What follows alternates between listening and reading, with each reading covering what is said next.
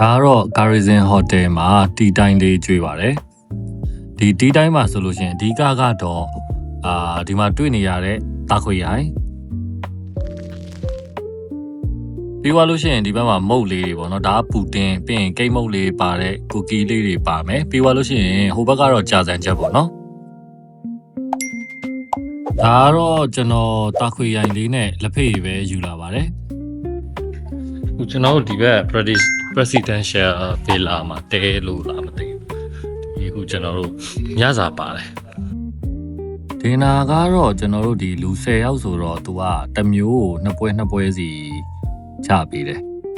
အဲ့ဒီထဲမှာဆိုရင်ကြက်တောင်မှန်ကြော်ပါမယ်အရွက်ကြော်ပါမယ်ငါးကောင်းဟင်းကြော်ပါတယ်ပြီးတော့ငါးကိုလည်းပေါ့နော်မာလာလိုချက်ထားတဲ့ဟာလေးပါတယ်ပြီးရင်ပဇွန်ချိုးချင်းပါတယ်လက်ရလည်းတော်တော်ကောင်းတယ်ဗျာ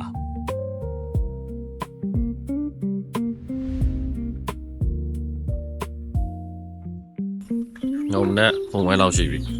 အခုbreakfast တော့စားဖို့ပေါ့နော်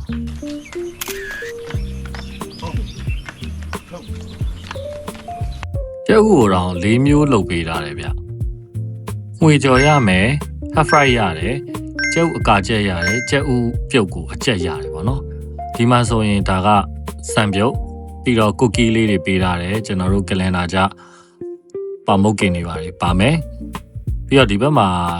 ပေါ့နော်ထမင်းစီစံပုံစံမျိုးဟာလေးတွေပါတယ်ပြီးတော့လက်ဖေးကော်ဖီပေါ့နော်အစုံပါတယ်အချိုရည်တွေပါလေဒီမှာအကုန်လုံးချပေးထားတယ်ဒီဘက်မှာဆိုရင်ပဲပြုတ်ထမင်းစီစံပုံစံမျိုးပါမယ်ပြီးတော့ငါးပါတယ်အစုံပဲဗျဒီမှာတော့